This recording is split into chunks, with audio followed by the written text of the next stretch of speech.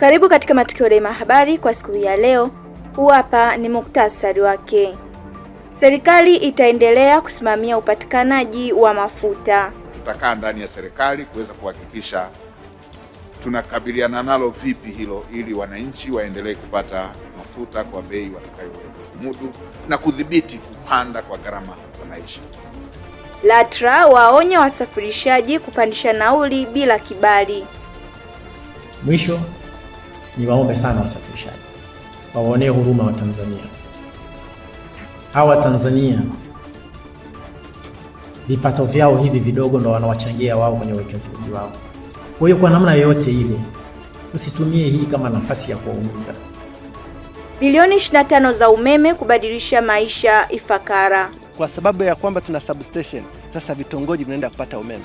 Na ndio maana sasa sisi kwetu tuna vitongoji 174 havina umeme ndani ya wilaya yetu. Mheshimiwa Rais ameridhia vitongoji 134 vinaenda kupata umeme kwa sasa. Na tunaamini watu zaidi ya milioni 1 katika bonde wataweza kufaidika na uwepo wa umeme katika maeneo haya.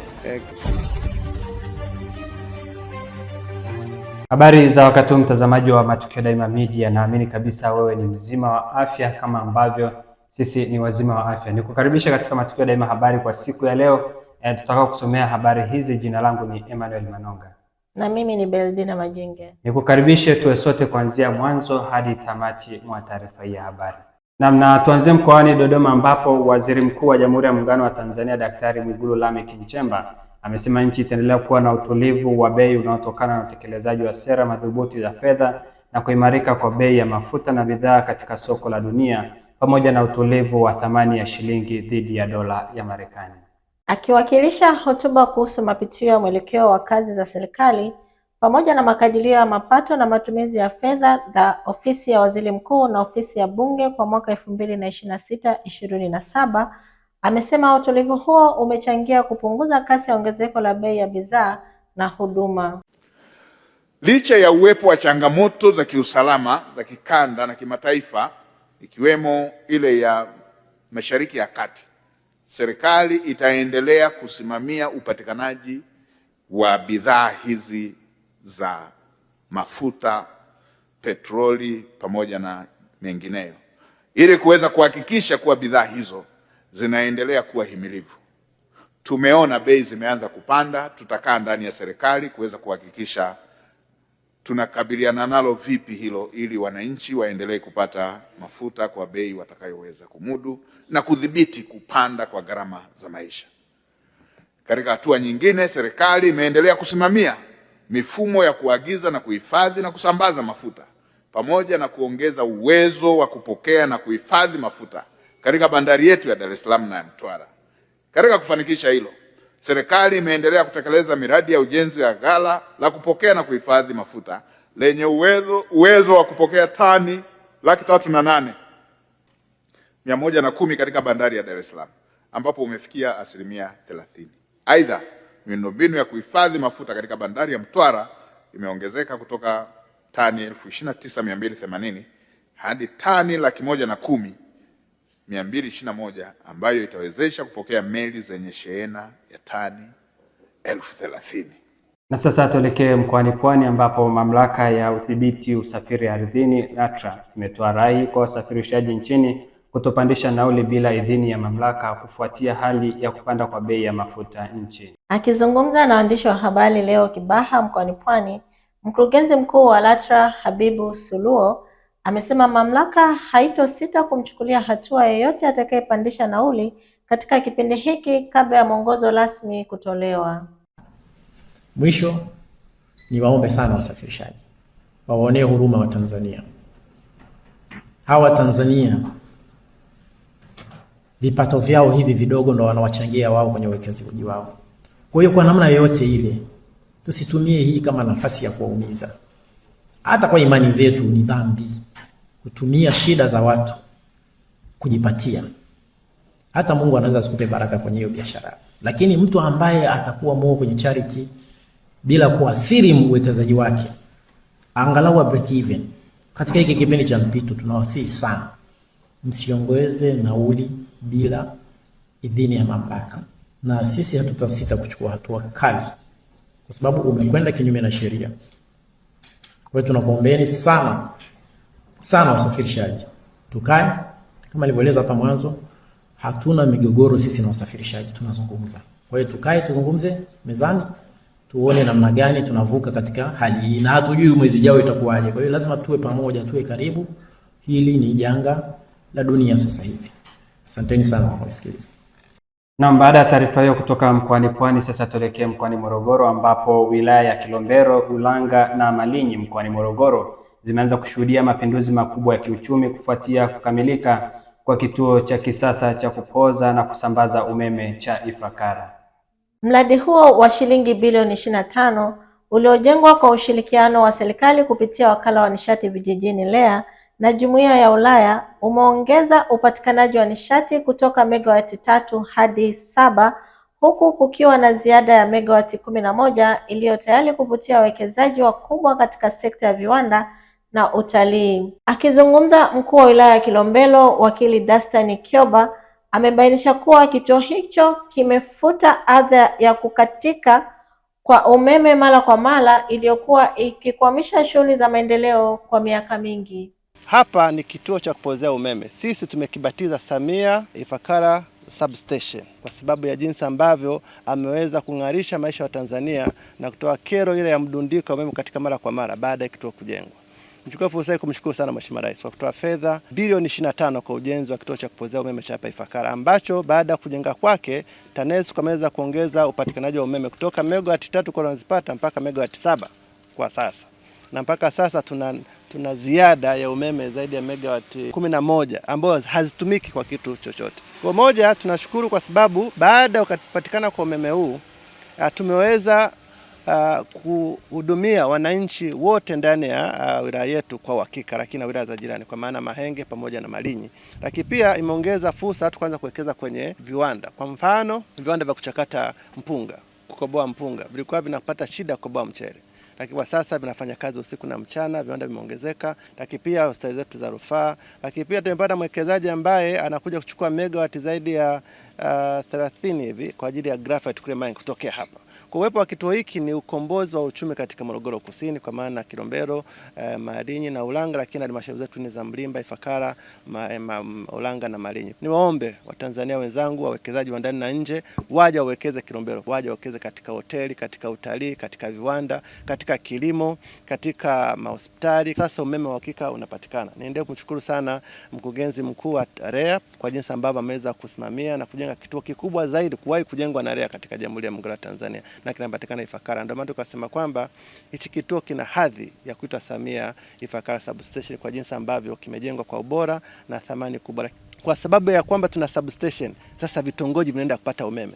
Na ndio maana sasa sisi kwetu tuna vitongoji 174 havina umeme ndani ya wilaya yetu. Mheshimiwa Rais ameridhia vitongoji 134 vinaenda kupata umeme kwa sasa, na tunaamini watu zaidi ya milioni 1 katika bonde wataweza kufaidika na upepo wa umeme katika maeneo haya. Kwa sasa katika wilaya hii ya Kilombero wakala wa nishati vijijini umeshapeleka umeme katika vijiji vyote, na katika wilaya hii ya Kilombero tuna takriban vitongoji vilivyobakia 175 ambavyo havina umeme, lakini vitongoji 135 vipo katika mradi ambao wakandarasi wako site vinaendelea kupelekewa umeme, na tutabakiwa na vitongoji 40 ambapo tumeviweka katika mipango yetu, na tunaamini mpaka ifikapo 2030 vitongoji vyote vitapatiwa umeme kulingana na maelekezo ambayo tumepewa na Mheshimiwa Rais wa Jamhuri ya Muungano wa Tanzania Dr. Samia Suluhu Hassan. Kwa hiyo mradi huu ambao leo jukwaa la Reli wamekuja kutembelea ni mradi wa mfano na wa kuigwa, na ndo kituo cha kupooza umeme kikubwa kilichojengwa chini ya wakala wa nishati vijijini REA, na tunao fahari kuhakikishia kwamba wananchi sasa wa wilaya za Kilombero na Ulanga na Malinyi kwamba watapata umeme wa uhakika, na wawekezaji wasisite kufika katika maeneo haya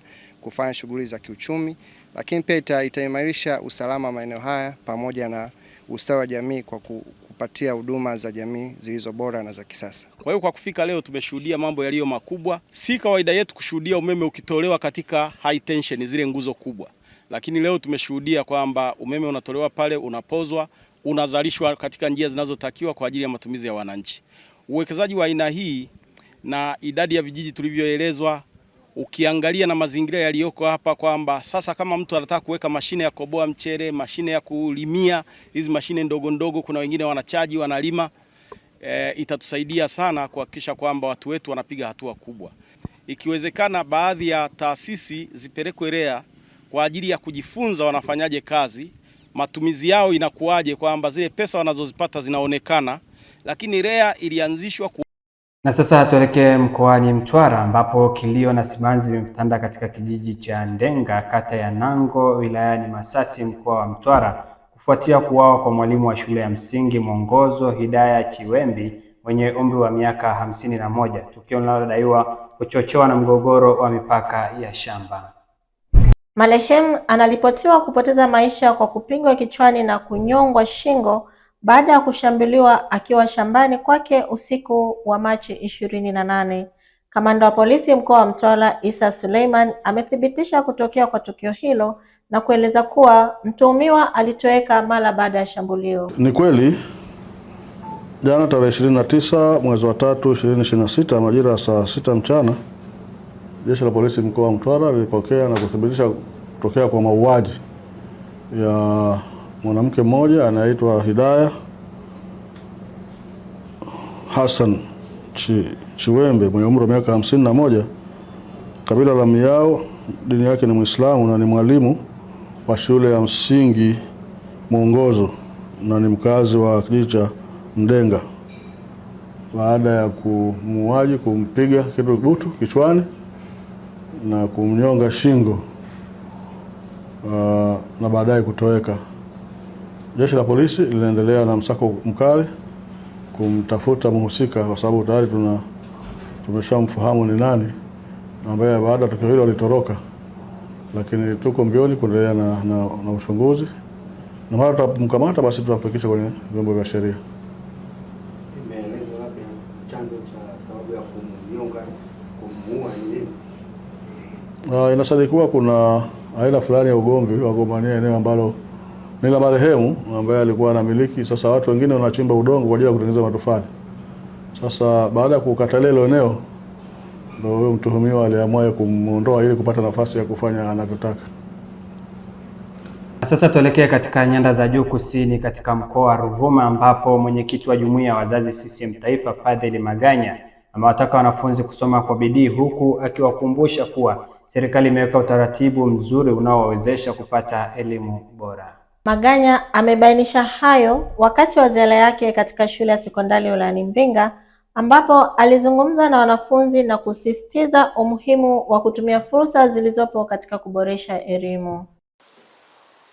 Mwenyekiti wa jumuiya ya wazazi wa Chama cha Mapinduzi CCM Taifa Fadhili Maganya amewataka wanafunzi kusoma kwa bidii na kufanya vizuri kwenye masomo yao kwa kuwa serikali imeweka miundombinu mizuri ya elimu. Hayo ameyasema alipokuwa ziara mkoani Ruvuma, huku akiwa katika wilaya ya Mbinga. Ametembelea shule za sekondari mbili ambazo ni shule ya sekondari ya Mkinga inayomilikiwa na jumuiya ya wazazi wa CCM pamoja na shule ya sekondari ya Bethlehem ambayo ni shule ya serikali.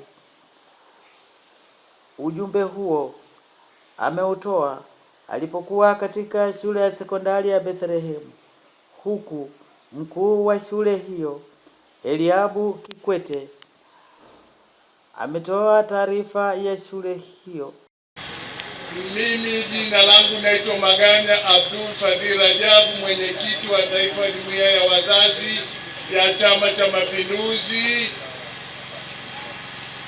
Sisi wazazi wa Chama cha Mapinduzi tunashughulika na elimu, tunashughulika na malezi, tunashughulika na mazingira, afya na utamaduni. Kwa hiyo tunapofika kwa wanafunzi kama nini, tunapenda kuambia kwamba kazi kubwa mlioletwa kufanya ni kusoma na kufaulu. Ni kufanyaje? Kusoma na kufaulu. Na kwamba tunamshukuru na kumpongeza Dr. Samia Suluhu Hassan, Rais wa Jamhuri ya Muungano wa Tanzania alisikia kilio cha wanafunzi kwamba wanafunzi wako shule nyingine wamebanana, akaleta milioni 740 ikajengwa shule hii. Shule ina jumla ya wanafunzi 335 ikiwa wavulana ni 143 na wasichana ni 193. Shule ina kidato cha kwanza na cha pili. Hivyo mwaka huu 2026 tunatarajia kuwa na watahiniwa wa kidato cha pili kwa mara ya kwanza. Mheshimiwa Mwenyekiti, Jumuiya ya Wazazi CCM Taifa, manufaa ya mradi. Mradi huu una manufaa yafuatayo: kuongeza idadi ya shule za sekondari na kupunguza msongamano wa wanafunzi katika shule jirani, kuweka mazingira mazuri ya kujifunza na kufundishia, kuinua taaluma na kutoa fursa kwa wanafunzi kukuza vipaji vyao. Mwisho, tunatoa shukrani za dhati kwa serikali ya awamu ya 6 na Rais wa Jamhuri ya Muungano wa Tanzania Dr. Samia Suluhu Hassan kwa kutoa fedha kwa ajili ya ujenzi wa shule. Na mtazamaji, taarifa hiyo kutoka mkoani Ruvuma inatupa nafasi ya kuelekea viwanjani ambapo ligi kuu Tanzania bara inatarajiwa kuendelea tena hapo kesho majira ya saa 1 usiku ambapo klabu ya Simba itavaana na Coastal Union kutoka Tanga katika mchezo unaosubiriwa kwa hamu na mashabiki. Mwenzetu Frank Vyagula pamoja na mchambuzi Clay Utwa wamefanya tathmini ya mwenendo wa ligi hiyo wakigusia pia hali ya vilabu mbalimbali vinavyoendelea kupambana katika mbio za kuwania ubingwa msimu huu. Hajaingia licha kwamba yuko nyuma kwa mchezo walio juu yake, lakini nadhani mchezo wa leo atachukulia kama kwamba atafute point warau apunguze gap kati yake yeye na Azam, lakini pia aendelee kujisogeza vizuri katika nafasi zilizopo ili kujiunga na kimataifa ambayo baada ya mwisho wa msimu. Na kwa namna ambavyo wamecheza wote wa michezo ya kimataifa klabu ya kombe la shirikisho barani Afrika, tutegemea mchezo wa level za Afrika kabisa, kwa level za kimataifa kabisa katika ligi yetu.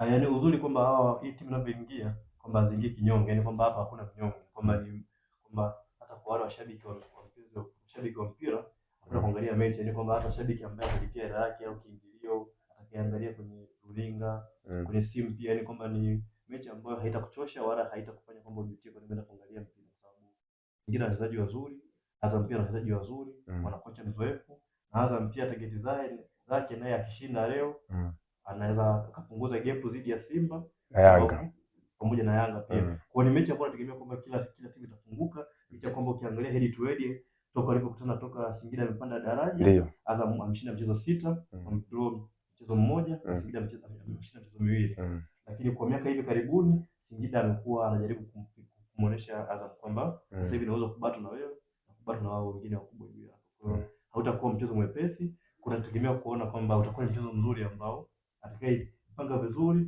Tusitegemee pia tukana kutokea sare nyingine, maana jamaa tunao wanakamiana sana, inapigwa mbungi kwa kweli. Kwa tutegemee kuona sare nyingine au tukategemea kwamba mmoja akaangusha point, na mchezo wenyewe utakuwa na magoli mengi kulingana na aina ya timu mchezo zote zinacheza, kwa sababu kila timu inafunguka, kila mmoja anakuja, kila mmoja mzuri kwenye kuzuia. Kwa tutegemee kwamba utakuwa na mchezo ambao unaweza kutoa sare au labda mmoja akashinda, lakini kwa idadi ndogo sana magoli. Matokeo gani yanaweza kuwa ni sahihi katika mchezo huu kwa vilabu vyote viwili katika eneo zuri? Yaani uzuri kwamba mchezo leo kila mmoja anatafuta point. Singida anataka point ambazo zitamsaidia kupunguza gap lake yeye na Azam, lakini pia jisogeze mpaka nafasi ya 4, kwa sababu mchezo leo atakwenda kumshusha mpaka Pamba kwa idadi ya point, lakini atakuwa sawa na JKT kwa idadi ya point, lakini watakuwa ziliana magoli ya kufunga na kufunga. Kwa hiyo maana yake Singida anataka mchezo, na Azam pia akishinda kwake itamsaidia, kwa sababu endapo atashinda mchezo leo atamshusha Simba, atasogea mpaka nafasi ya 2 akiwa na pointi. Naam, taarifa hiyo ya michezo ndio inatufungia habari yetu kwa siku ya leo, lakini kabla ya kuhitimisha tusikilize tena muktasari wake. Karibu katika matukio ya habari kwa siku ya leo. Huu hapa ni muktasari wake. Serikali itaendelea kusimamia upatikanaji wa mafuta. Tutakaa ndani ya serikali kuweza kuhakikisha tunakabiliana nalo vipi hilo, ili wananchi waendelee kupata mafuta kwa bei watakayoweza kumudu na kudhibiti kupanda kwa gharama za maisha. LATRA waonya wasafirishaji kupandisha nauli bila kibali. Mwisho ni waombe sana wasafirishaji, waonee huruma wa Tanzania. Hawa Tanzania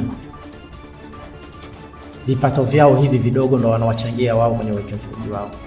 Kwa hiyo kwa namna yoyote ile tusitumie hii kama nafasi ya kuwaumiza. Bilioni 25 za umeme kubadilisha maisha Ifakara. Kwa sababu ya kwamba tuna substation, sasa vitongoji vinaenda kupata umeme. Na ndio maana sasa sisi kwetu tuna vitongoji 174 vina umeme ndani ya wilaya yetu. Mheshimiwa Rais ameridhia vitongoji 134 vinaenda kupata umeme kwa sasa, na tunaamini watu zaidi ya milioni 1 katika bonde wataweza kufaidika na uwepo wa umeme katika manufaa. Na mtazamaji, mpaka hapo ndo mwisho wa taarifa yetu ya habari kwa siku ya leo. Tunakushukuru kwa kuwa pamoja nasi kuanzia mwanzo wa taarifa yetu ya habari mpaka tamati. Jina langu ni Emmanuel Manonga. Na mimi ni Beldina Majinge. Nikusitu endelee kutufuatilia katika mitandao mingine ya kijamii ikiwemo Instagram, TikTok, Facebook na YouTube kwa jina la Matukio Daima Media. Uwe na usiku mwema. Mbali kwa matumizi rahisi na ya uhakika. Chagua maji unayoyaamini, chagua ubora unaostahili, chagua CF Natural Mineral Water. Kwa mawasiliano na kuweka oda, wasiliana nasi kupitia 0762 123 736 au 0769 440 834 au barua pepe cfcompany100@gmail.com. CF Natural Mineral Water, maji yenye madini asili kwa afya na uhai wa kila siku.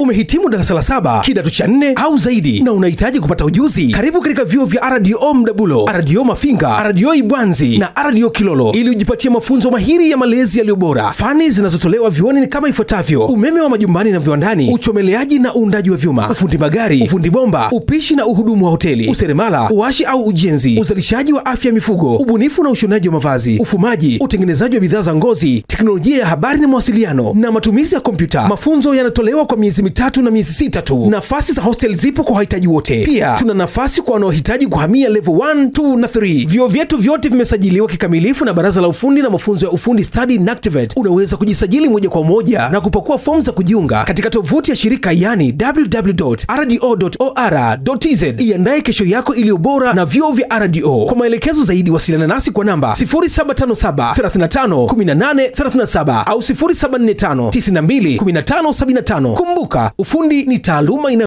Nikwambie kitu mtazamaji wa Matukio Daima. Clock Tower Kefu ni moja tu. Tofauti ya Clock Tower Kefu na sehemu nyingine ni moja. Kwanza, Clock Tower Kefu wahudumu wake ni wacheshi, lakini huduma zao ni bora kuliko, lakini kubwa zaidi kwamba vitu vyao vyote vinavyouzwa Clock Tower Kefu ni bei nafuu kuliko. Usiulize wapi kefu nzuri, uliza tu Clock Tower Kefu.